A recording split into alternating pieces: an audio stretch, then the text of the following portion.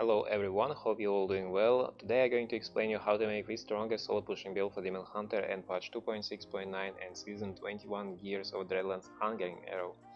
I also explain you how to play it and show you what this build is capable of at 800 Paragon level. Let's do this. To make this build you need 6 pieces of Gears of Dreadland set. Here I want to clarify how exactly set bonus works. While strafing, our character should last use primary skill every 10 frames 6 times per second, and this set bonus doesn't scale with attack speed stat, so in other words, no matter how much attack speed we have on our gear, the number of attacks will remain unchanged, and because Hungering Arrow damage doesn't scale with attack speed too, we don't need this stat at all on our gear. You need to remember about it when you gearing your character. On left side of the screen you can see ideal stats and numbers next to them shows stat priority. On our helm we're looking for stats crit hit chance and vitality. Almost forgot to say what some stats don't have number, and it's because this piece always rolled with them. For example, shoulders always rolls with dexterity and resistance to all elements. That's why first stat you need to get on them. When you find one, cooldown reduction. For this build you need minimum 36.66% cooldown reduction if you have 65% affix roll on Dawn, weapon we use in this build, to get 100% uptime on dungeon skill, and then area damage. Let's move on. On our clock we need defensive stats. If you have 600,000 life or more, elite damage reduction will be better than vitality. In general I would say you aim for 600-700,000 life. On gloves, crit hit damage, area damage. Pants, Hungering Arrow damage, resistance to all elements. And on boots, again defensive stats, resistance to all elements, armor. For armor led with Flavor of Time, pylon effects last twice as long, cold elemental damage, crit hit chance, crit hit damage. For bracers, Wraps of Clarity, you hatred generators reduce your damage taken by up to 50% for 5 seconds, cold elemental damage, life per hit. And for belt, Hunter's Wrath, your primary skills attack 30% faster and deal up to 200% increased damage. In primary we're looking for stats Hungering Arrow damage and resistance to all elements. Keep in mind what affix roll meta on belt, and for every 3% of affix you're missing, you lose 1% of damage. So for example, if you have belt with 195% affix roll, you lose around 1.66% of damage compared to belt with 200% affix roll if we assume primary stats on both belts exact same. For rings we use set Bastions of Will, Focus and Restraint. On both rings in primary we need crit hit chance, damage, area damage stats. For first weapon we use, as I mentioned earlier, Dawn, reduce the cooldown of Vengeance by up to 65%. We're looking for stats Socket, damage increase, area damage. And then Vala's Big Fest, Strafe Projectile Spears. This weapon always rolled with strafe damage in primary, but we don't need this stat because we don't have enough multipliers for this skill, and even if we keep it, it won't deal any significant damage compared to Hungering Arrow. For gems we need Diamond in our helm for cooldown reduction, diamonds in cloak and pants for resistances, and emeralds in both weapons for critical hit damage.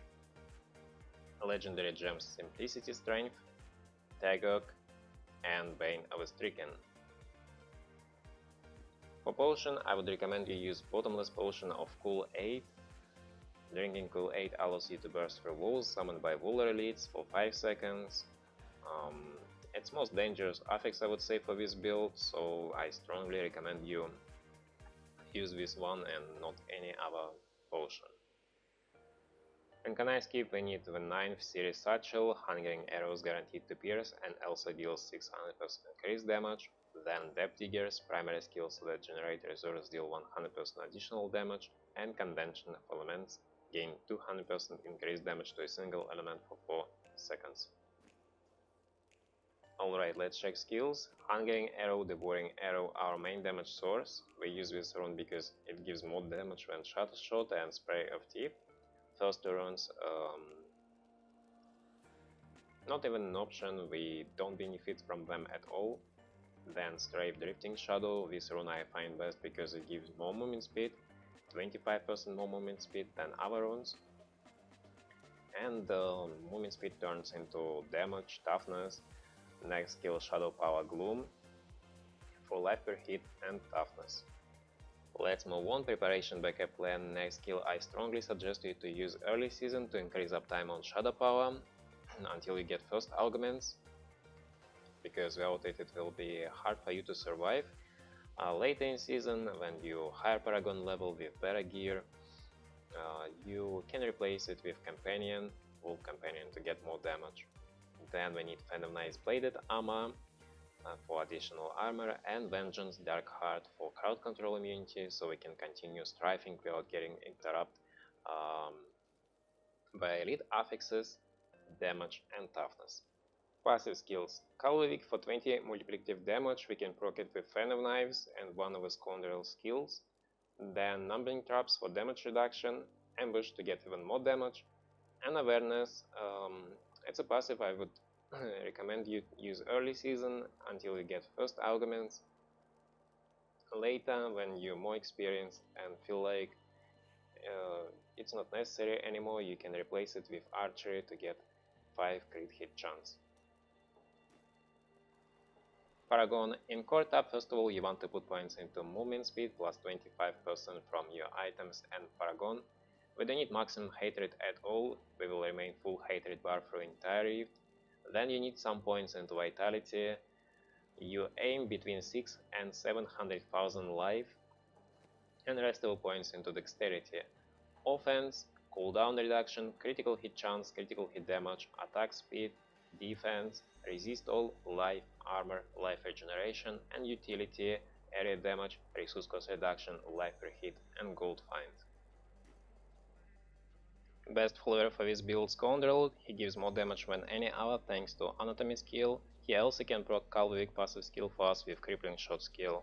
You need to give him Skeleton Key, so we always benefit from these two skills. Then for weapon Unbound Bolt, it's craftable weapon and it's good because of high attack speed. In primary, you need to get attack speed stat. In secondary, you would like to have chance to chill or slow on hit, for it's not necessary.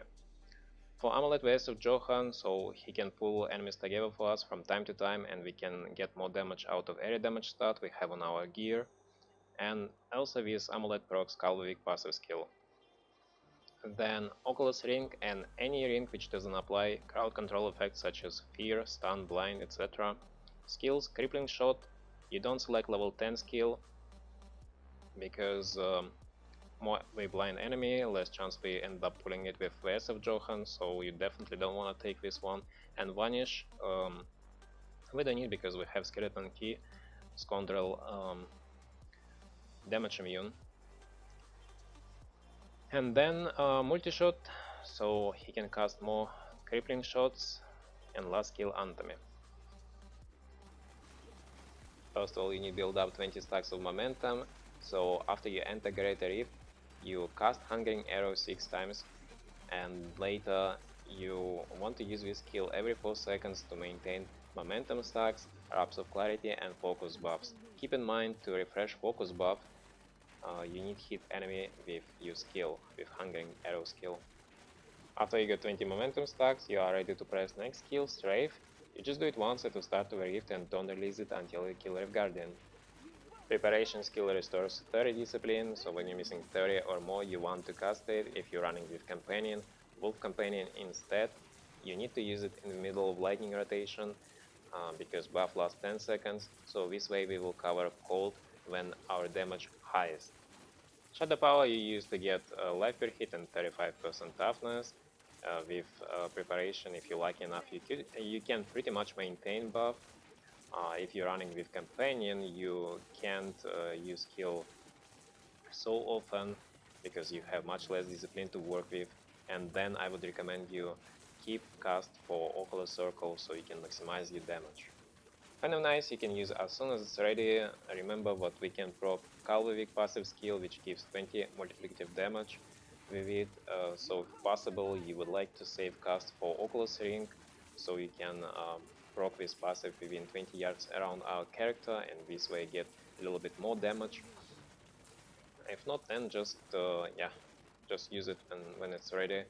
And Vengeance, you need to maintain if you reach 36.66% cooldown reduction, as I said earlier, with 65% affix roll on Dawn, you get 100% uptime.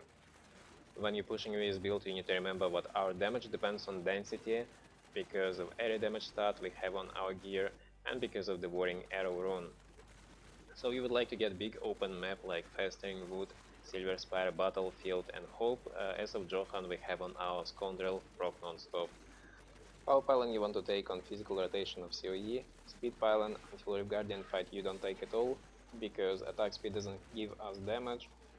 We get only movement speed from this pylon, we don't really benefit of because build already very fast. And we start knockback enemies, so for 2 minutes we, thanks to the Flavor of Time, for 2 minutes we will knock back enemies we pass through, and as a result all of them have less chance to be fooled by VS of Johan when it procs, so Speed Pylon actually reduces our damage. During a Guardian fight, however, you want to take it because speed gives you attack speed, and attack speed reduces Bane of Striken's cooldown, so you get more Striken stacks. And that's it, that's all I have for you today. If you have enjoyed this video, please like and subscribe to my YouTube channel. You can also follow me on twitch.tv. A link to my live stream you can find in description below video player. I'm going to stream season 21 when it starts. Want to say you guys rock, thank you for watching, and until next time, peace.